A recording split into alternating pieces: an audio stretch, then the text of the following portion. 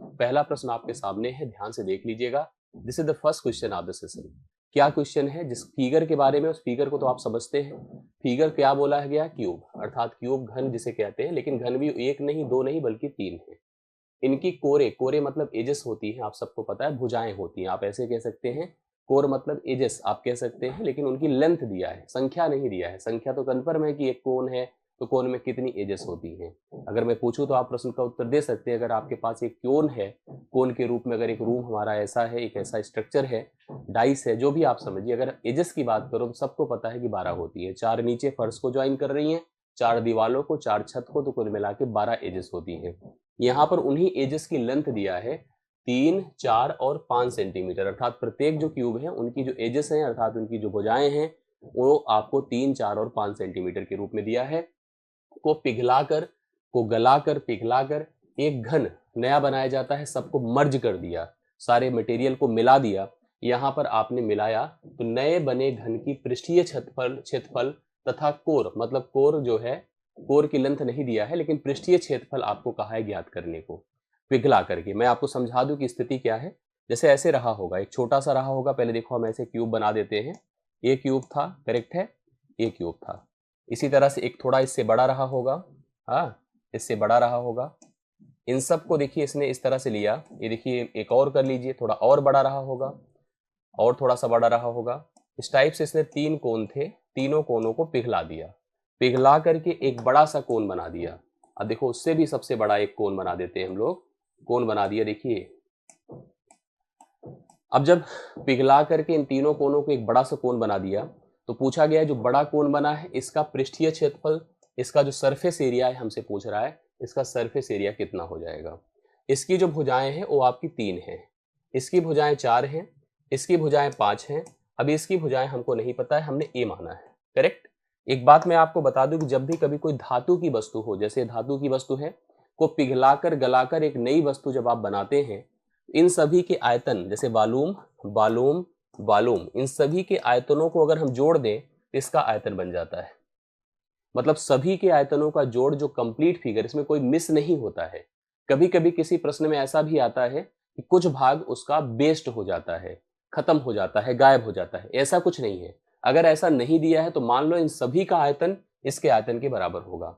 और सबको पता है किसी भी घन का आयतन क्या होता है, भुजा का क्यूब होता है। हम सबको पता है कि घन का आयतन क्या है, घन का आयतन जो होता है वो भुजा का क्यूब होता है। अगर साइड दिया है हमें किसी घन का तो भुजा का क्यूब होगा, मतलब 3 का क्यूब प्लस 4 का क्यूब प्लस 5 का क्यूब बराबर इसकी साइड कितनी है, ए है, ए का क्यूब होगा।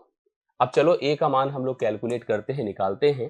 3 का 27 होगा, 4 का 64 होगा, 5 का 125 होगा, बराबर ए क्यूब है। जोड़ के देखिए सभी को।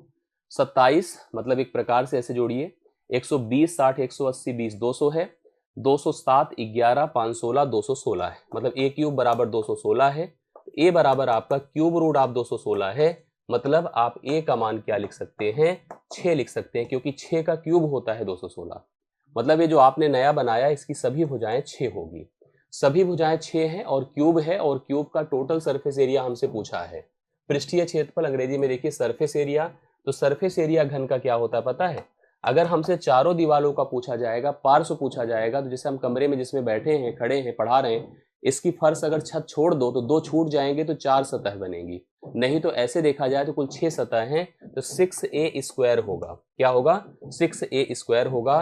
तो लिख लीजिए, इसको हम लोग लिख सकते हैं, इसका सरफेस एरिया हो जाएगा 6a का स्क्वायर मतलब 6 का स्क्वायर, तो 6 का वर्ग मतलब 6 का घन करेंगे 216 ही आएगा। 216 सेंटीमीटर स्क्वायर इसका सरफेस हो जाएगा। 216 सेंटीमीटर स्क्वायर बी ऑप्शन इस प्रश्न का राइट सोल्यूशन बन रहा है। एकदम अच्छे से उतार लीजिए, कंफर्म कर लीजिए और इस पहले प्रश्न का सही उत्तर लेकर अब अगले प्रश्न पर बढ़े चलिए। अगर किसी के मन में कोई डाउट हो तो हमें लिख दो कमेंट में, और नहीं है तो कंफर्म करिए और आगे बढ़िए। नेक्स्ट क्वेश्चन देखिए, दूसरा, ध्यान से देखिए क्या लिखा है। क्वेश्चन है, क्वेश्चन आपके सारे वैसे लिए जा रहे हैं जो आपकी परीक्षाओं में इस समय एकदम कनेक्टेड है। आप लेटेस्ट ट्रेंडिंग क्वेश्चन ही देख रहे हैं और उन प्रश्नों का ही यूज है, उपयोग है। जो भी परीक्षाएं आज आपको फेस करनी आगे चल करके, उनमें अगर 3D के प्रश्न आएंगे तो जैसा मैं करा रहा हूं ऐसे ही प्रश्न आपको देखने को मिलेंगे। क्वेश्चन देखिए, 5 सेंटीमीटर भुजा वाले 3 घन हैं। मैंने पिछली क्लास में डिस्कस भी किया था। 5 सेंटीमीटर भुजा वाले 3 घन सिरे से सिरे तक जोड़े जाते हैं। इस प्रकार प्राप्त, जब आप इनको मिलाएंगे, जोड़ते चले जाएंगे, तो जो नया फिगर जनरेट होगा वह घनाभ हो जाएगा, क्योंकि क्यूब के सभी भुजाएं बराबर होती हैं। जब आप जोड़ते ऐसे क्यूब क्यूब क्यूब रखते चले जाएंगे, तो जो लेंथ बनेगी वह प्रत्येक भुजाओं से अलग हो जाएगी। अब आप देखो होगा कैसे। सबसे पहले देखिए, आपके पास 5 घन थे और घनों का जो मीजरमेंट था, सॉरी 3 घन थे, घनों का जो मीजरमेंट था वो 5 सेंटीमीटर था। मतलब प्रत्येक भुजाएं कितनी दी गई थी, 5 सेंटीमीटर दी गई थी। मैं आपको घन बना के दिखाता हूं। देखो ये घन था, ये घन था, ये देखिए हमने बनाया। आप इसको समझिए सभी लोग। ये देखिए, ये पहला घन था जिसकी प्रत्येक भुजा कितनी बताएं, 5 सेंटीमीटर। इसकी सभी भुजाएं 5 थी। अब ऐसे जोड़ते चले गए। ये पहला घन था, मैं अलग अलग कलर से बना दूं, समझ में आएगा आपको। ये देखिए दूसरा घन हमने ज्वाइन किया, ये देखिए ज्वाइन कर दिया, करेक्ट है। इसी तरह से हम तीसरा घन ज्वाइन करते हैं, एक दूसरे कलर से बना देते हैं। तीसरा घन एकदम सेम वही घन है, कुछ नया नहीं है। एक घन ज्वाइन कर दिया, ये देखिए बन गया। तो आपको जब 3 घन ज्वाइन होते दिखे, तो ये घन मिलकर के घनाभ बन गए। जो पहले अलग अलग घन होते थे, now they are the cuboid, अब वो सब क्या है, घनाभ है। अब जब घनाभ बना, क्यों घनाभ बना बताइए? क्योंकि जो उसकी मेजरमेंट्स थे, जो उसके डायमेंशंस थे, वो अलग अलग हो गए। कैसे हो गए? इसकी लंबाई यहां से यहां तक हो गई, ठीक है। यहां से यहां तक कितना था, 5, फिर 5, फिर 5, तो 5 5 10 5 15। इसकी लेंथ जो बनकर आई वो 5 सेंटीमीटर गुणे 3 हो गई, मतलब 15 सेंटीमीटर हो गई। इसकी जो ब्रेथ है, आप अगर इसकी यहाँ पर लंबाई मैंने बता दिया, चौड़ाई देख लो आपको कंफर्म हो जाएगा। ब्रेथ जो होगी वो 5 ही सेंटीमीटर होगी, और अगर हाइट भी अगर आप देखेंगे तो वह भी 5 ही सेंटीमीटर रहेगी। तो लंबाई, चौड़ाई और ऊंचाई इसकी देखिए डिफरेंट हो जाती है, क्योंकि भले लंबाई देखो, मतलब हम जब घन रहता है तो घन में सभी भुजाएं तो बराबर रहती हैं।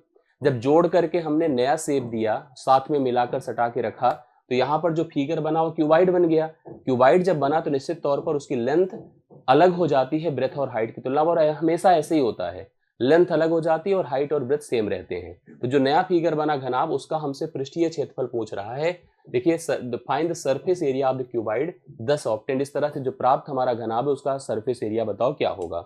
घनाभ का जो सरफेस एरिया होगा, जैसे पीछे अभी घन का किया तो 6a² हुआ, वैसे उसमें भी एक लैटरल सरफेस एरिया होता है, इसमें भी लैटरल सरफेस एरिया होता है, जो चारों दीवालों का क्षेत्रफल होता है। तो चारों दीवालों का क्षेत्रफल नहीं पूछा है, अगर वो होता तो पूछा जाता, बताया जाता। यहाँ पर टोटल सरफेस एरिया फाइंड करना है। टोटल सरफेस एरिया होता है twice LB plus BH plus HL। आपको ये फार्मूले, पैटर्न तैयार होने चाहिए। हम लिख देते हैं टोटल, यहाँ पर 15 गुणे 2, 15 गुणे 5 प्लस 5 गुणे 5 प्लस 5 गुणे 15, 5 गुणे 15।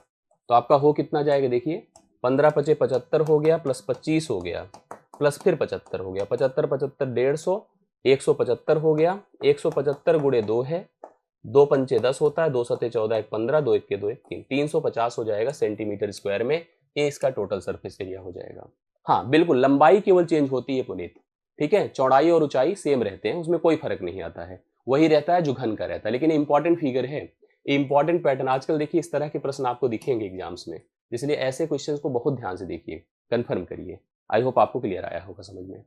दूसरा हो गया, तीसरे प्रश्न पर आगे बढ़िए। क्या है देखिए, ये बहुत ही शानदार सा प्रश्न है, अगर इसको समझ लिया तो समझ लो काफी हद तक समझ लिया।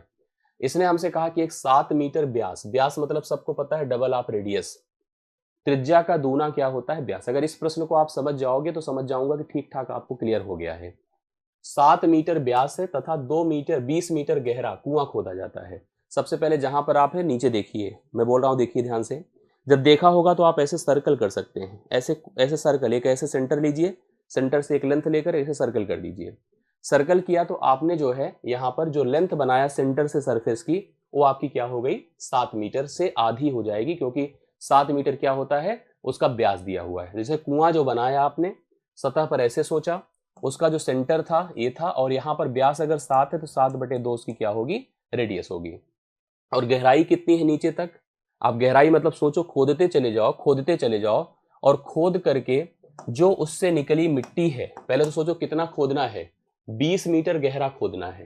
तो 20 मीटर ऐसे गहरा देखिए खोदते चले गए, और 20 मीटर जब गहरा खोदा हमने नीचे की तरफ, ऊपर ही तो सतह थी, और जो प्राप्त मिट्टी है, जिससे निकली हुई मिट्टी को फैलाकर 22 मीटर गुणे 14 मीटर का प्लेटफॉर्म बनाया जाता है। एक जमीन पर ऐसे कोई सतह थी जिसकी लंबाई और चौड़ाई 22 थी और 14 थी, उसको ले करके हमने एक प्लेटफॉर्म बनाया, जैसे चबूतरा बन जाता है, आपने देखा होगा। तो चबूतरा जब बनेगा तो निश्चित तौर पर ये ऐसे ही कुछ बनेगा, थोड़ा सा ऐसे बढ़ जाएगा, थोड़ा सा ऐसे बढ़ जाएगा। ऐसे एक प्लेटफॉर्म हम डेवलप कर रहे हैं, ध्यान से आप मेरी बातों को समझिएगा। ये प्लेटफॉर्म बनाया हमने, ठीक है, थोड़ा सा इधर ज़्यादा कर दिया। ये देखिए हमने प्लेटफॉर्म बना दिया, ये बन गया। अब इस प्लेटफॉर्म की जो हाइट है ये हमको बतानी है कि यहाँ पर प्लेटफॉर्म की हाइट कितनी है। अगर ये जो प्लेटफॉर्म हमारे पास डेवलप हुआ है इसको अगर हाइट मान लो, ये हाइट कितनी है। सबसे पहले आप ये समझ लो कि जो निकली हुई मिट्टी है, अगर इस कुएं से निकली हुई मिट्टी को आपने उठा करके इस सतह पर, जमीन पे, जैसे मान लो फर्श है, लंबाई है, चौड़ाई है, उस पर अगर आप फैलाएंगे तो थोड़ी सी हाइट तो बढ़ेगी ना। तो निश्चित तौर पर जो निकली हुई मिट्टी है, वो पहली चीज जान लो मिट्टी क्या है। मिट्टी, ये जो कुआं है ना, बेसिकली ये कुआं नहीं है, कुआं तो चलो है ही है, साथ साथ यह बेलन है, यह बेलनाकार आकृति है, बेलनाकार आकृति है। और ये जो मिट्टी है बेसिकली इसी बेलनाकार आकृति का आयतन है। और इस आयतन, जो यहाँ पर मिट्टी की मात्रा है, उस बेलनाकार जो हमारे पास यहाँ पर आकृति हमने कुएं के रूप में बनाई, उसका ही टोटल आयतन है। और इसी मिट्टी को जो आयतन के रूप में है प्लेटफॉर्म पर ले जाकर के हमने फैलाया, मतलब ऐसे जैसे फर्श थी ना उसी के ऊपर पलट दिया, तो यहाँ पर जो शेप बना या घनाभ बना, इस घनाभ का क्या हो जाएगा, आयतन हो जाएगा। घनाभ में हमारे पास दो चीजें कन्फर्म थी, क्या क्या, एक तो इसकी लंबाई कन्फर्म थी, दूसरी इसकी चौड़ाई कन्फर्म थी, और जो मिट्टी के रख देने से ऊंचाई आई वह ऊंचाई हमको कन्फर्म नहीं थी। हमें यही ऊंचाई फाइंड करनी है। अब आप समझिएगा जी, अब आप समझिएगा कि यहाँ पर इस आयतन, मतलब एक पहली चीज तो कुएं का आयतन अगर आप विजुलाइज कर पाओगे ना, जैसे मैं बहुत कुछ बोर्ड पे बना के नहीं दिखा पाऊंगा, आपको समझा पाऊंगा, आपको दिखा पाऊंगा दिमाग से, आंखों को बंद करने से, ठीक है, सोचने से, विजुलाइज करने से। विजुलाइज करिए कुआं, कुएं से निकाली मिट्टी, मिट्टी टोटल कुएं की आयतन के बराबर है। कभी कभी आपने देखा होगा कि जो पेड़ होते हैं, मतलब उसको जब ऐसे सतह रहती है, कुछ अच्छी आजकल मशीनें आती हैं, मशीनों को ले जाकर के जब डिग किया जाता है तो जो मिट्टी निकलती है उतनी ही मात्रा होगी जितने एरिया को सरफेस लेकर के गहराई तक निकाला गया है। वही स्थिति हुई है। इसका आयतन एक बेलन का आयतन होगा। बेलन का आयतन होता पाई आर स्क्वायर, रेडियस क्योंकि यहाँ पर 7/2 है, तो 7/2 का स्क्वायर करो गुणे यच, यच मतलब यही गहराई 20 है, यह इसके बराबर हो गई। यहां से यही एच आप फाइंड कर लो तो आंसर आपका क्लियर हो जाएगा। जैसे मैं करके दिखाता हूं, देखिए वहां का सोल्यूशन मैं यहां लाता हूं क्योंकि बोर्ड पर विजिबिलिटी हो जाएगी, कोई दिक्कत नहीं। इसको लिखिए 22/7 गुणे 7/2 गुणे 7/2 गुणे 20 बराबर 22 गुणे 14 गुणे एच। देखिए जो कटे, जैसे 22 22 से कटा, और फिर देखिए क्या पॉसिबल कैंसिल है, 7 7 से खत्म हो गया, करेक्ट है। फिर 7 दूना 14 होता है, ये भी सही है। दो नीचे ही चला आएगा, जब दो नीचे चला आएगा तो पहले देखो 2 दूना 4 पंचे 20 है, 5/2 होगा, एच बराबर 5/2 हो गया। 5/2 मतलब 2.5 मीटर होगा। इस प्लेटफॉर्म की जो ऊंचाई होगी, जो मिट्टी रखने से बन जाएगी, दैट बिकम 2.5 हो जाएगा। एकदम बढ़िया होगा निशांत। बहुत बहुत धन्यवाद, अच्छे से पढ़िए। सब लोगों को कंफर्म हो गया होगा। इस टाइप का प्रश्न अगर आपको दिखता है, और भी दिखेगा इसी तरह से, जैसे कभी कभी क्या होता है कि प्लेटफॉर्म पर हमने मिट्टी फैला दिया, कभी कभी कुएं के चारों तरफ एम्बैंकमेंट बना देता है, चबूतरा। जब देखिए आप कुआं, आप गांव में अगर होगा, अभी भी बहुत सारे गांवों में कुएं का इस्तेमाल किया जाता है चबूतरे पर, और कुएं का पानी गर्मियों में बहुत ही ठंडा होता है, बहुत अच्छा होता है। आप देखिए कुएं के चारों तरफ चबूतरा बनाकर लोग बैठते हैं वहां पर कपड़े धुलते हैं, नहाते हैं, उस पर्पज से गांव में उपयोग किया जाता है। अब तो ऐसा मतलब बहुत ही रेयर है, पहले ऐसा बहुत ही कॉमन होता था, ठीक है। आजकल तो मशीनें हैं, लोग कुएं में भी समरसेबल लगा करके पानी का वेस्ट कर रहे हैं। गांव में देखते होंगे आप, फालतू के पानी का वेस्ट इतना ज़्यादा होता है इस समय, समरसेबल बड़ी बड़ी मशीनें लगा करके लोग बिना इफर्ट के पानी निकालने की कोशिश करते, क्योंकि पहले कुएं में भाई बेल लगती थी, रस्सी से खींचा जाता था, एक बाल्टी निकालने में बड़ी हालत खराब हो जाती थी। अब तो चलो ठीक है, सब आसान है, मशीनें लगी हुई हैं, पानी निकल करके बाहर आता है। देखो उसी तरह का प्रश्न है जो मैंने अभी आपको दिया, एकदम सेम उसी टाइप का प्रश्न है, और आप इसको समझिएगा। हाँ बहुत बढ़िया जी। 6 मीटर गहरा, सेम उसी तरह का प्रश्न है। एक कुआं खोदा गया जिसकी जो आंतरिक त्रिज्या थी, जो कुएं की त्रिज्या थी, वह 3 मीटर थी। कुएं से जो निकली मिट्टी है, बहुत इंपॉर्टेंट होता है क्योंकि ऐसा प्रश्न पूछा जा रहा है आजकल। उस मिट्टी को इसके परितः, मतलब कुएं के ही चारों तरफ 2 मीटर की एक समान चौड़ाई लेकर एक तटबंध, मतलब होता है एम्बैंकमेंट, चबूतरा कहते हैं, बनाने के लिए फैला दिया जाता है। तटबंध की ऊंचाई बताना है, तटबंध कितना ऊंचा है यही हमको डिसाइड करना है। फिर उसी टाइप का प्रश्न है, स्ट्रक्चर थोड़ा समझिए। ये आपका कुएं का शेप हो गया, मतलब बाहरी तल हो गया, सतह हो गई, और यहाँ पर सेंटर है कुएं का, इसकी रेडियस है 3, और इसकी जो गहराई है कुएं की, इसने कहा है देखो 6 मीटर गहरा है, और यहाँ से जो मिट्टी निकली उस मिट्टी को ले जाकर कहीं दूर नहीं बल्कि इसी के सामने 2 मीटर ऐसे चौड़ा चारों तरफ ऐसे चबूतरा बना दिया और इस चबूतरे पर उस मिट्टी को फैला दिया।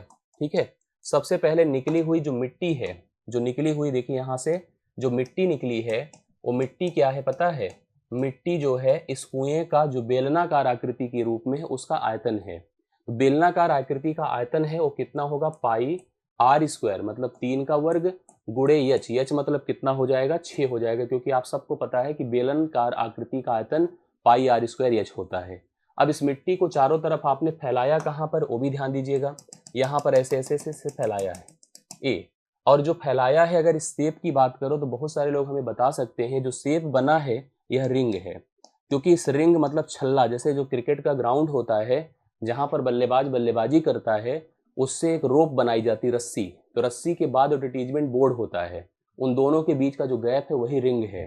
ठीक है, उसी तरह से यहाँ पर रिंग है। मिट्टी जब फैले ही जाएगी तो कुएं वाले सेक्शन में नहीं, क्योंकि ये तो पानी वाला एरिया है, यहाँ से यहाँ तक जो किनारे किनारे चबूतरा बनाया गया यहाँ फैलाई जाएगी। इसका जो आयतन रिंग का होता है वो पाई आर स्क्वायर जो बाह्य त्रिज्या होती है माइनस आर स्क्वायर जो आंतरिक त्रिज्या होती है गुणे यच होता है। यच मतलब कितना ऊंचा इसको बनाया गया है, यही होता है।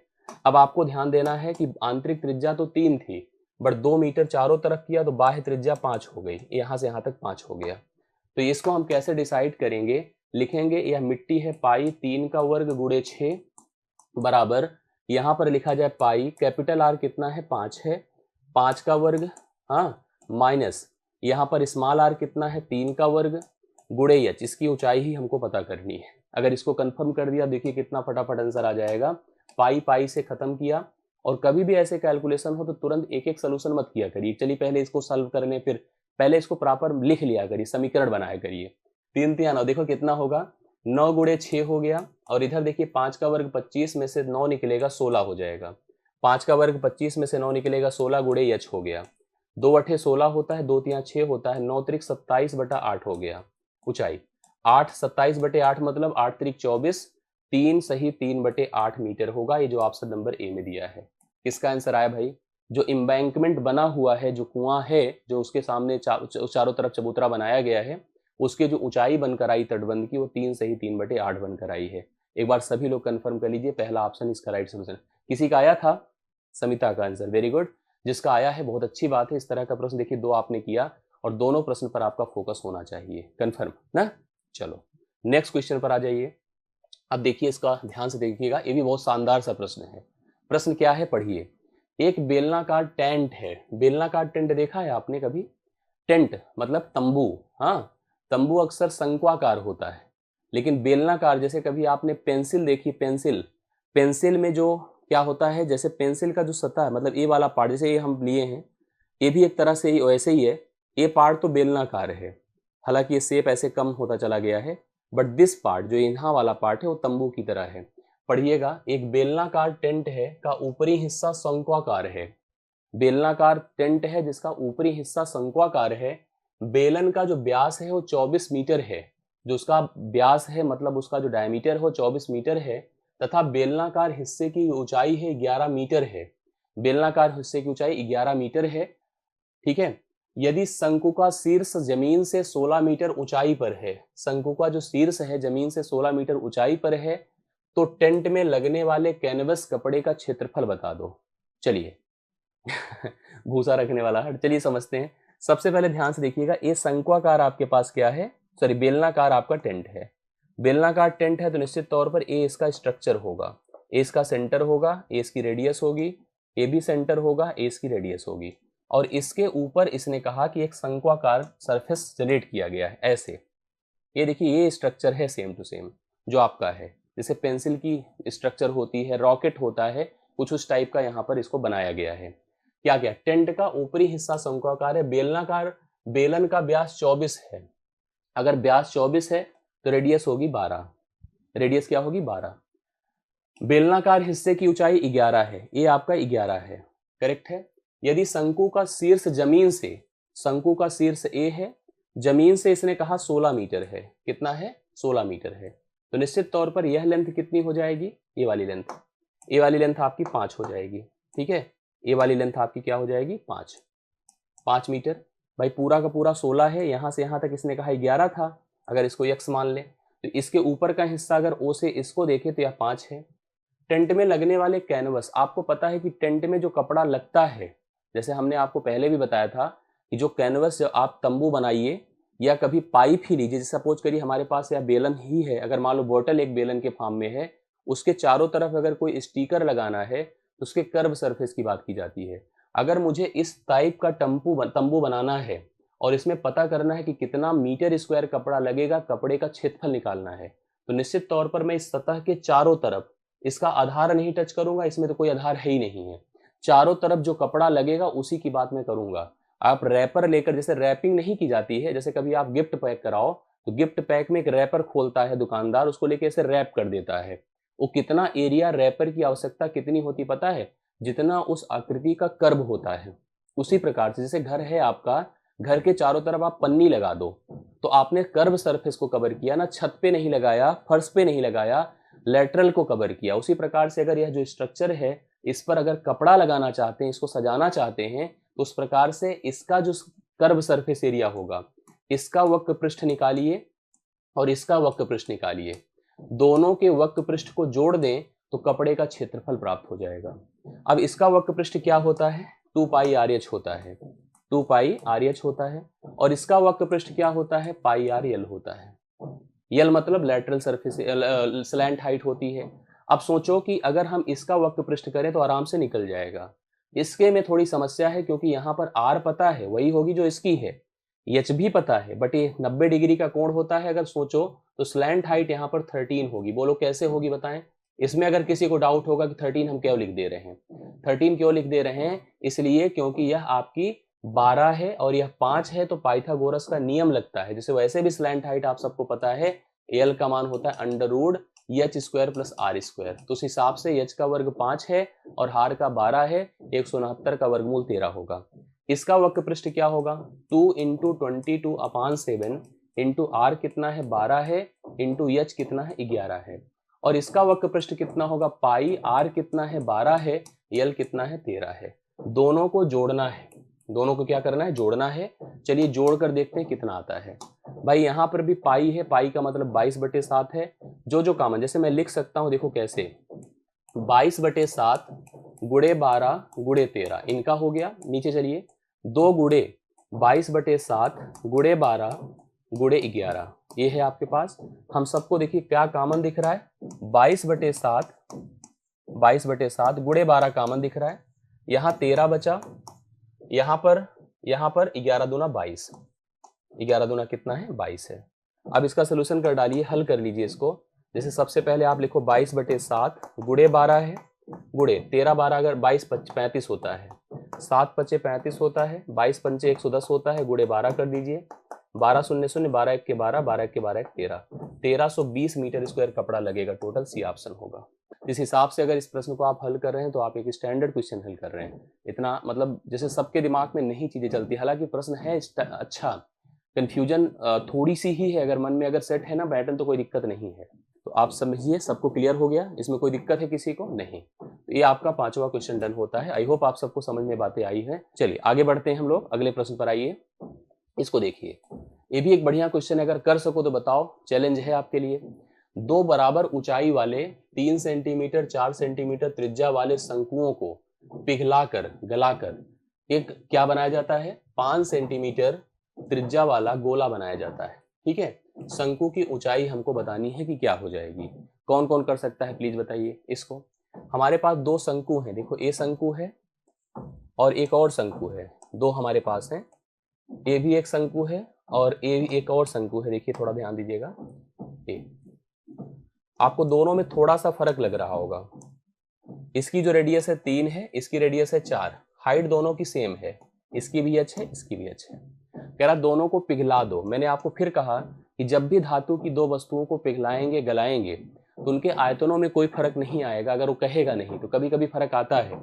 पिघलाकर गलाकर हमने कहा 5 सेंटीमीटर इनको गलाया और गोला बना दिया। देखो ये गोला बना दिया, ऐसा गोला बना दिया जिसकी रेडियस कितनी है बताएं, 5 है। रेडियस 5 है। शंकु की ऊंचाई पूछा, एच का मान हमको पता करना है, कितना हो जाएगा आइए बताते हैं।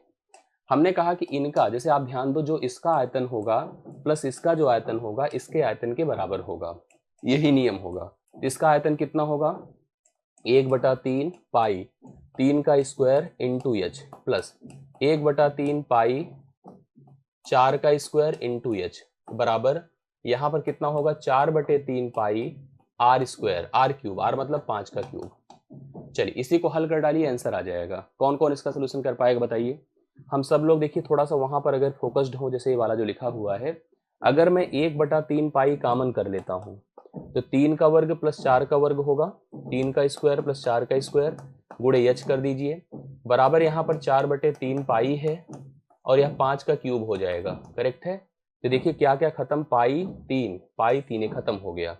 मतलब अगर सोचो तो आपके पास स्थिति है यहाँ पर 3 तिया 9, 4 चौके 16, 16 9 कितना होता है 25, गुणे आप एच कर दें बराबर, यहाँ पर कितना हो जाएगा 4 गुणे 125, 4 गुणे क्या होगा 125, ठीक है। 25 पंचे 125 होता है, 5 चौके 20 होता है, एच का मान आपका 20 हो गया।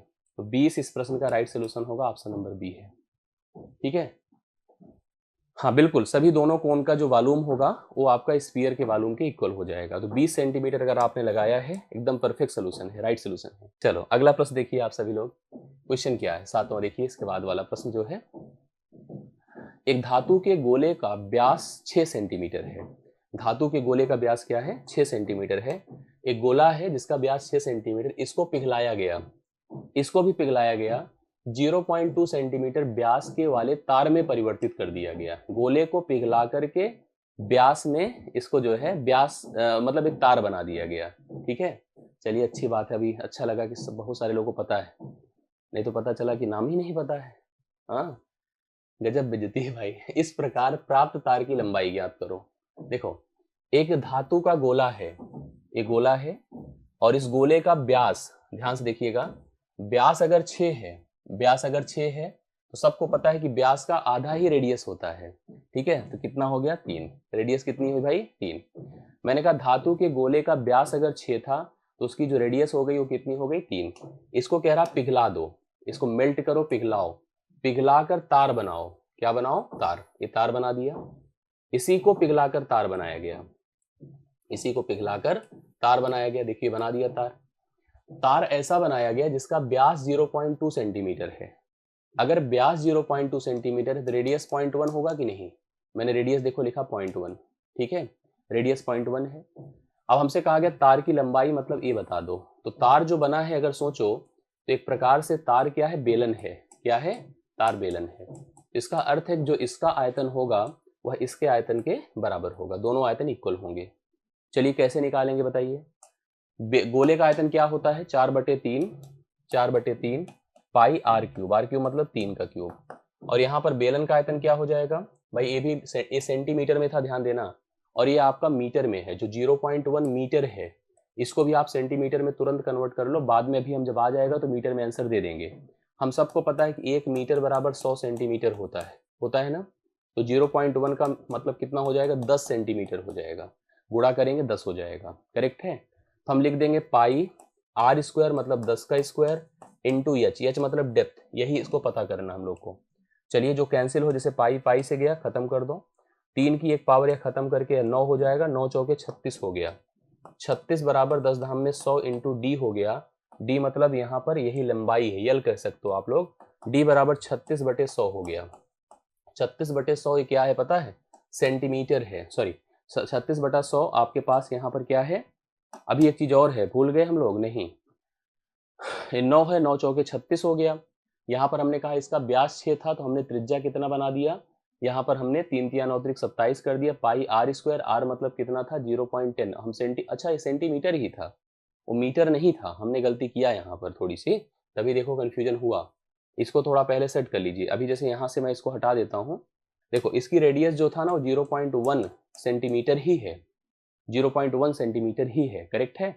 अब आप देखो कितना होगा, ये पाई पाई से कैंसिल हुआ 3, अब देखो खत्म करेगा 9 चौके 36 हो गया, और यहाँ पर 0.01 हो जाएगा इंटू डी होगा।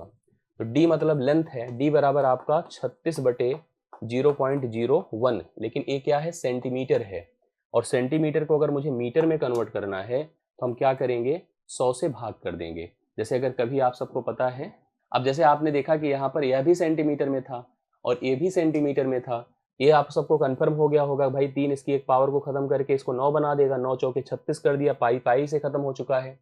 इसका जो सेंटीमीटर व्यास था तो मैंने रेडियस 0.1 बना दिया। अब 0.1 का स्क्वायर करेंगे तो 0.01 होगा। 0.01 से अगर हमने डिवाइड कर दिया इसका मान तो कितना आंसर आ जाएगा आप खुद ही बता लीजिए। यहाँ पर आप सबको पता है कि भाई अगर हम सेंटीमीटर है, चलो हम इसको मीटर में अभी से कन्वर्ट कर देते हैं, तो 36 बटे कितना हो जाएगा, 0.01 गुणे 100 कर दीजिए, क्योंकि मीटर में कन्वर्ट कर रहे थे 36 ही रह जाएगा, क्योंकि यह 1 हो जाएगा तो इसका मतलब है 36 मीटर हो गया। तो 36 मीटर आपको ऑप्शन नंबर ए में दिखेगा। ठीक है, यस, समझ रहे हैं। तो राइट सोल्यूशन इसका 7वें का कितना होता है, 36 मीटर है, कंफर्म पहला ऑप्शन इसका करेक्ट हल हो जाएगा। नेक्स्ट क्वेश्चन पर आइए। चलिए, यहां पर हमसे कहा 3 सेंटीमीटर त्रिज्या वाले ठोस गोले को पिघलाकर, एक ठोस गोला था उसको पिघलाया गया, पिघला करके 0.6 सेंटीमीटर व्यास वाली छोटी छोटी गोलियां बनाई गई, कंचे बनाए गए। ठीक है, अब कह रहा है इन प्रकार के, इस प्रकार की गोलियों की हमें क्या बतानी है, संख्या बतानी है। अब आपके पास फिर वही कंडीशन है, जैसे देखो इतना बड़ा गोला था, इतना बड़ा गोला था, इसको जो है हमने पिघलाया और इसको छोटी छोटी गोलियों में ऐसे कन्वर्ट किया, छोटी छोटी गोलियों में कन्वर्ट किया, और प्रत्येक गोलियों की संख्या मतलब इस तरह से कितनी गोलियां बनाई गई हैं ये हमको बताना है। ठीक है, ऐसे हमको बताना है कितनी गोलियां बनाई गई। इसको हम समझ रहे हैं कि भाई जो इसका कंप्लीट वॉल्यूम है उसी को डिवाइड कर दिया गया है। अब इसका कंप्लीट वॉल्यूम क्या है, 4/3 पाई, क्योंकि ये त्रिज्या है ना 3 सेंटीमीटर, तो रेडियस 3 है तो 3 का क्यूब कर दें, बराबर इन सभी का आयतन हम सबको पता है कि 4/3 ही है, पाई कर दें। और रेडियस देखिए उसने कहा है कन्फर्म में, यहाँ पर 0.6 सेंटीमीटर व्यास है तो 0.3 सेंटीमीटर क्या हो जाएगा, इसकी रेडियस हो जाएगी, ये इसकी त्रिज्या होगी। तो हम लिख देते हैं 0.3 का होल क्यूब इनटू कितनी संख्या है n कर दीजिए, आपको गोलियों की संख्या पता चल जाएगी। जो कटे पिटे उसको खत्म करे, जैसे ये तो पूरा खत्म, ऐसे ही डायरेक्ट हो जाएगा। यहाँ 3 का क्यूब है, 0.3 के क्यूब से डिवाइड करना है। तो आइए हम लोग यहाँ पर गोलियों की संख्या n बराबर क्या लिखेंगे, 3 का क्यूब मतलब 3 गुणे 3 गुणे 3, और नीचे चले जाएं तो 0.3 0.3 और 0.3, समझ रहे हैं। तो दशमलव हटेगा तो निश्चित तौर पर आपको पता है कि ऊपर एक जीरो बढ़ेगा, 10 कर दिया, फिर एक 10 कर दिया, फिर एक 10 कर दिया। तो यहाँ पर आप समझ रहे हैं कि 3 के 3 खत्म हो गए, 10 गुणे 10 गुणे 10 1000 हो गया। 1000 इस प्रश्न के लिए राइट सोल्यूशन है, पहला ऑप्शन आप नोट कर सकते हैं। 1000 कितनी गोलियां बना सकते बताएं, 1000 गोलियां टोटल बनेगी, करेक्ट सोल्यूशन आपका हो जाएगा। ठीक है, इस तरह से आप प्रश्न का उत्तर कर सकते हैं। तो ऐसे क्वेश्चंस आपको दिखेंगे, थोड़ा कैलकुलेशन पर फोकस रखिए और समझदारी दिखाइए, कभी गलत नहीं होगा। 6 सेंटीमीटर व्यास, ध्यान से देखिए, 6 सेंटीमीटर व्यास का गोला एक 12 सेंटीमीटर व्यास के पानी से भरे बेलनाकार बर्तन में डाल दिया जाता है। लीजिए एक प्रश्न आपके सामने क्या है, एक आपके पास 6 सेंटीमीटर व्यास वाला गोला होता है। जैसे आपने एक कहानी सुनी होगी, हाँ एक कहानी सुनी होगी, आपको याद होगा कि एक घड़ा था जंगल में, उसमें कुछ हद तक पानी था, एक कौवा आया, उसको चोंच डाल के पानी, मतलब प्यासा था, प्यासा कौवा की कहानी सुना होगा बचपन में, तो उसने पानी पीने की कोशिश करी लेकिन उसकी चोंच पानी तक नहीं पहुंच रही थी। तो अब करे क्या, उसके दिमाग में आया और जा जाके कंकड़ बिन बिन के लाया, कंकड़ को मटके में डालता रहा डालता रहा डालता रहा, कुछ देर बाद पानी अपने आप, कंकड़ नीचे चलता गया और पानी ऊपर चला आया। आपको मैं बता दूं कितना पानी आया होगा ऊपर, पानी कितना आया होगा, जितना उन कंकड़ का आयतन होगा, कैपेसिटी होगी, जितना वह नीचे प्रेस किया उतना ही भाग पानी का ऊपर आया होगा। यही समझ, जब पानी ऊपर आ गया तो उसने पानी पिया, अपनी प्यास बुझाई और कौवा चला गया वहां से। वही कहानी है यहाँ पर। ऐसे प्रश्न जब भी हो कि अगर आपके पास कोई बर्तन है उसमें पानी है, बाल्टी है, बकेट है, कुछ भी आपके पास पानी, अगर उसमें कोई ऐसी चीज डाल रहे हैं जो उसमें घुल जाए, मतलब घुल क्या, सॉरी, उसमें डूब जाए, तो जितना भाग उसका नीचे जाएगा उतना ही ऊपर पानी आएगा। अगर जैसे हमने एक बड़ा ऐसे पत्थर डाला जो घुलता नहीं हो, तो जितना वह नीचे जाएगा, जितनी उसकी मात्रा है, जितना उसका आयतन होगा, उतना ही पानी ऊपर आएगा। सेम वही क्वेश्चन है, 6 सेंटीमीटर व्यास वाला एक गोला है, 12 सेंटीमीटर व्यास वाला पानी से भरे एक बेलनाकार बर्तन है।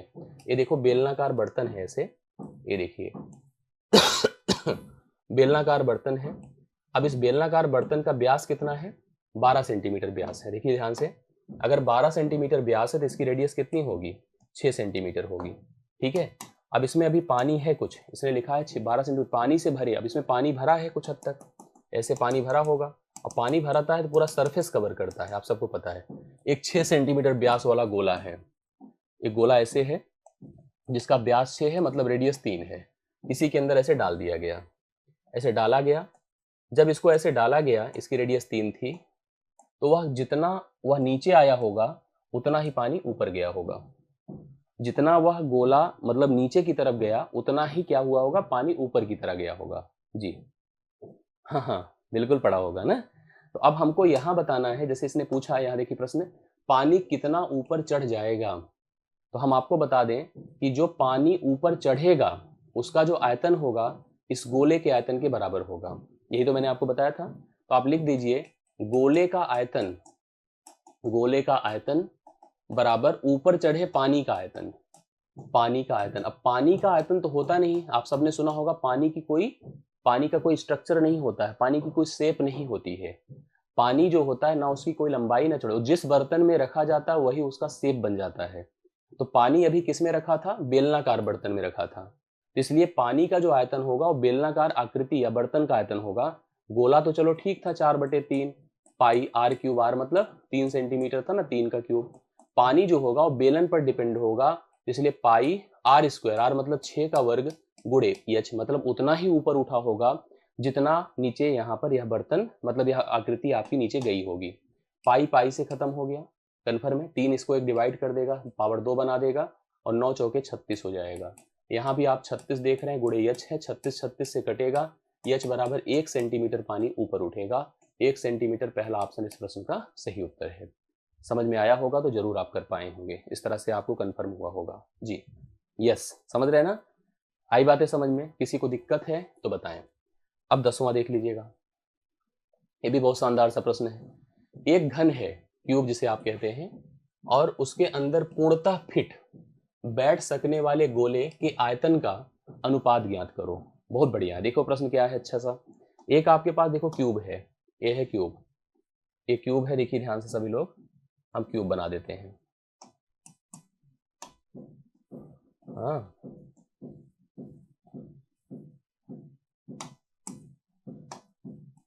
ये क्यूब है, ऐसे देखिए ये है क्यूब है। तो निश्चित तौर पर भाई आप सतह देख रहे हैं, दिख रहा है सतह ना, ये नीचे दिख रहा होगा सतह, और उसकी अपनी हाइट दिख रही होगी, लंबाई चौड़ाई सब दिख ही रहा है। अब उस क्यूब में क्या किया, उसमें पूरी तरह से फिटेड, जैसे कभी आप एक बॉक्स रखिए तो संदूक, और उसमें बैलून भर दीजिए, गुब्बारा, गुब्बारा जो ऐसा हो ना कि उसकी सतह को जितना मैक्सिमम फिटेड समझ पाए, हिट कर पाए। जैसे हमको मान लो जमीन तल पर उसको बैठाना है, तो मेरी कोशिश रहेगी ना कि वह इसको पूरा कवर करे, ऐसे ऐसे, यहाँ पूरा कवर करना चाहिए, मतलब हमने गलत अभी बनाया। पूरा कवर करने का मतलब ये पूरा कवर करे, ध्यान से देखिएगा, ऐसे ऐसे कवर करे। लेकिन यह ऊपर भी उसी तरह से उठे, जैसे यहाँ पर नीचे है, अब ऐसे ऊपर भी उठे। तो मतलब हमारे दिमाग में ऐसे कुछ चल रहा है कि हम गोले को कहाँ ऐसा फिट कर दें, ऐसे सोचिए, ऐसे गोले को ऐसे फिट कर दें। तो जब आप गोले को किसी एक सरफेस पर फिट करने की कोशिश करेंगे तो आपको समझ में आ जाएगा कि आप ऐसा कौन सा गोला यहाँ पर फिट कर रहे हैं, अगर हम गोले को इसमें सोच रहे हैं, प्लान कर रहे हैं। तो देखिए मैं आपको समझाता हूँ। एक बात कंफर्म हो गई भाई, जितना इसकी एजेस होंगी, जितनी इसकी एजेस होंगी, मतलब अगर मान लो इसकी भुजा ए है तो गोले का वही व्यास होगा, गोले का वही क्या होगा, व्यास होगा। निश्चित तौर पर उसका व्यास जो होगा गोले का वही आपका ए ही होगा, करेक्ट है। जो हमारे उस क्या कहते हैं क्यूब की भुजा होगी उतना ही उसका व्यास होगा। तो अगर हम भुजा को 2a मान लें, हम 2a क्यों मान रहे हैं अभी थोड़ी देर में कंफर्म हो जाएगा, इसका व्यास आपका 2a हो जाएगा। अभी थोड़ी देर में क्लियर कहोगे सर 2a कब से मानने लगे, अभी बता रहा हूं क्यों मान रहा हूं। जितना भुजा होगी, किसकी भुजा है, एक क्यूब की, उतना ही इस गोले का क्या है, व्यास है। अब इसने हमसे कहा क्या है, हमसे कहा है कि गोले का आयतन का, सॉरी पूर्णतः फिट गोले के आयतन का, देखिए एक घन और उसके अंदर, मतलब पहले घन सोचो, पहले घन सोचिए, एक घन और उसके अंदर संपूर्ण फिट बैठ सकने वाले गोले, गोले के आयतन का हमें अनुपात बताना है। एक घन सोचा और यहां पर हमने एक गोला सोचा, घन और गोले का आयतन निकाले और उसका हमें रेशियो बना देना है। तो भाई सबको पता है घन का आयतन क्या होता है, भुजा का क्यूब, और भुजा कितना है, 2a माना हमने। क्यों माना है अभी आपको क्लियर होगा, 2a का होल क्यूब करिए, करेक्ट है। गोले का आयतन क्या होता है, 4/3 पाई आर। अब आपको आर क्या दिखेगा भाई, जब व्यास 2a है तो आर कितना हो जाएगा, ए हो जाएगा। अब आपको समझ में आया होगा, क्योंकि अगर हम a लिए होते भुजा तो a/2 लेना पड़ता। हालांकि a/2 लेने से भी उतना फर्क नहीं पड़ता, वो भी तब भी आ जाता, लेकिन सही है। चलो a क्यूब कर दिया हमने, ठीक है। अब आप देखो तो बहुत कुछ क्लियर हो जाएगा। जैसे a क्यूब इसके, क्योंकि यह 8a क्यूब होगा ना, 8a क्यूब बराबर 4/3 पाई a क्यूब होगा। तो इसको अभी यहाँ से तो हटा ही दो, फिर बाद में हम कर लेते हैं। a क्यूब से खत्म हो गया, 4 दूना 8 हो गया, 2 तिया 6 हो गया, 6:पाई हो गया। इक्वल मत करिए, रेशियो बनाइए। 6:पाई हो गया, जो ऑप्शन नंबर बी में दिया है। Option number B pi is the right solution. इस प्रश्न के लिए करेक्ट हल होगा। आशा करता हूँ ये भी समझ में आपको आ गया होगा। किसी को अगर दिक्कत हो, डाउट हो तो प्लीज बताएं ना। चलिए, क्लियर हो गया सभी को? अच्छा प्रश्न था ना। चलिए आगे बढ़ा जाए। यस, इसको देखिए क्या दिया है। 36 सेंटीमीटर आंतरिक व्यास वाले अर्धगोलाकार बर्तन में द्रव भरा है, लिक्विड भरा है। इस द्रव को 3 सेंटीमीटर त्रिज्या और 6 सेंटीमीटर ऊंचाई वाली बेलनाकार बोतलों में खाली किया जाता है, ठीक है। अब आप इसको भी समझिए, बर्तन को पूरा खाली करने के लिए ऐसी कितनी बोतलों की आवश्यकता होगी। एक अर्धगोलाकार बर्तन है, अर्धगोलाकार आप समझते हैं ऐसे होता है, जैसे हमारा वो नहीं होता जानवरों को खिलाने के लिए, ये ऐसे है अर्धगोलाकार। और इस अर्धगोलाकार बर्तन की जो 36 सेंटीमीटर आंतरिक व्यास है, इसका व्यास कितना देखो, व्यास 36 है इसकी, क्योंकि व्यास 36 है तो इसकी रेडियस कितनी हो गई 18। यही अर्धगोलाकार आपके पास बर्तन है, हमने कहा ना जो जैसे जानवरों को खिलाने के लिए हमारे यहाँ चारा और रखने के लिए नहीं होता है, उसी टाइप का है ये। ऐसे मटका जैसे होता, मटके को फोड़ दिया जाए तो जो नीचे का हिस्सा होता वही है बेसिकली ये। इसका आंतरिक व्यास वाले एक अर्धगोलाकार बर्तन में पूरी तरह से लिक्विड भरा हुआ है। जैसे अगर सोचो, ये लिक्विड ऐसे पूरा पूरा ऐसे फिल्ड है। अब इस लिक्विड को निकाल करके, इस लिक्विड को निकाला जा रहा है, और इस लिक्विड को कहां पर, 3 सेंटीमीटर त्रिज्या और 6 सेंटीमीटर ऊंचाई वाले बेलनाकार बर्तनों में भरा जा रहा है। ये कुछ बेलनाकार बर्तनें हैं। इन बेलनाकार बर्तनों की स्थिति क्या है, इसकी जो त्रिज्या है वो 3 है। इसकी त्रिज्या कितनी है, 3 है, और ऊंचाई कितनी है, 6 है। त्रिज्या 3 सेंटीमीटर है, ऊंचाई 6 सेंटीमीटर, उसमें भरा जा रहा है। बर्तन को पूरा खाली करने के लिए, मतलब इसको पूरा खाली करने के लिए ऐसी कितनी बेलनाकार बर्तनों की आवश्यकता या बोतलों की आवश्यकता होगी। तो हम समझ गए कि इसका पूरा आयतन ही डिजॉल्व कर दिया जाएगा, इसमें डाल दिया जाएगा। इसका आयतन होता है, अगर सबको याद हो तो, अगर हम एक गोले के आयतन को बार बार अभी पढ़ते आ रहे हैं, 4/3 होता, तो उसका आधा करेंगे तो यह 2/3 पाई आर क्यूब होता है। और इसका आयतन क्या होता है, पाई आर स्क्वायर, आर मतलब 3 का स्क्वायर, गुणे एच मतलब 6 होता है, ठीक है। अब आप लोग यहाँ से, अब लेकिन एक बात समझो, यहाँ पर कितनी आवश्यकता है तो गुणे एन भी कर दीजिए। अब इसी का सोल्यूशन कर डालिए, आंसर आ जाएगा 2/3 पाई आर क्यूब। आर मतलब कितना है इसका, 18 का क्यूब, बराबर पाई रखिए, गुणे 3 का वर्ग करिए, गुणे एच 6 है, गुणे आप एन कर दो, क्योंकि यही संख्या हमको पता करनी है। आइए कैलकुलेशन करते हैं जो भी पॉसिबल है। पाई पाई से खत्म हो जाएगा। आपके पास यह 2/3 है, गुणे 18 है, गुणे 18 है, गुणे 18 है, और यहाँ पर 9 है, गुणे 6 है, गुणे एन है, ठीक है। तो 9 दूना 18 होता है, 2 तिया 6 होता है, 3 से और काट दे, 3 छंगे 18 होता है, 3 दूना 6 होता है, 2 दूना 4, 18 चौके 72 होता है। तो इसकी संख्या कितनी हो जाएगी, 72 हो जाएगी, जो ऑप्शन नंबर डी में दिया है। 72 अगर आपने कहा है तो एकदम सही है जी। 2 कहाँ से आया, मैंने कहा था कि दिक्कत होगी थोड़ी सी, है ना, लेकिन ऐसी कोई समस्या नहीं थी उसमें। अगर आप देख लेना एक बार रिवीजन पर्पज पे रखना तो कंफर्म हो जाएगा। इस प्रश्न का उत्तर आपने देखा कि 11वां डन होता है। देखिए प्रश्न तो आपके पास और हैं, 15 हैं, लेकिन मैं चाहूंगा कि एक और कर लेते हैं, 12 एटलीस्ट कर देते हैं, और 12 करके हम इसको डन करते हैं। हालांकि इच्छा थी कि चलो और करा दें, देखते हैं जितना हो सकता है। पहले इसको पढ़िए आप लोग, ध्यान से देखिए। इस प्रश्न का उत्तर बताइए क्या है। प्रश्न क्या है, 3 गोले हैं जिनकी त्रिज्याएं 2 सेंटीमीटर, 4 सेंटीमीटर, 6 सेंटीमीटर। 3 गोले हैं जिनकी त्रिज्याएं 2 और 4 और 6 हैं, को पिघलाकर फिर से नया गोला बनाया जाता है, ठीक है। इस प्रक्रिया में 25%, अब देखो जैसे मैं आपको हमेशा कहता रहा कि जब भी कोई चीज पिघलाकर नई चीज हम बनाते हैं तो कभी भी आयतन परिवर्तित नहीं होता, आयतन वही रहता है। बट हमेशा ऐसा नहीं होता, कभी कभी पिघलाने में कुछ धातु हमारी खत्म हो जाती है, पदार्थ हमारा गायब हो जाता है। वही यहाँ भी है कि पूरा पदार्थ नहीं रह पाया, 25% पदार्थ का नुकसान हो गया। अब नए गोले की त्रिज्या हमको बतानी है। इस प्रश्न का उत्तर जो बता सके बताइए। 3 गोले थे, हम सबको पता है, इस तरह से, इस तरह से, इस तरह से, आप ऐसे समझ लीजिएगा।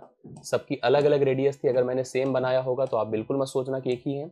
अलग अलग हैं, सबकी त्रिज्याएं अलग अलग हैं। इसकी 2 है, इसकी 4 है, उसकी 6 है।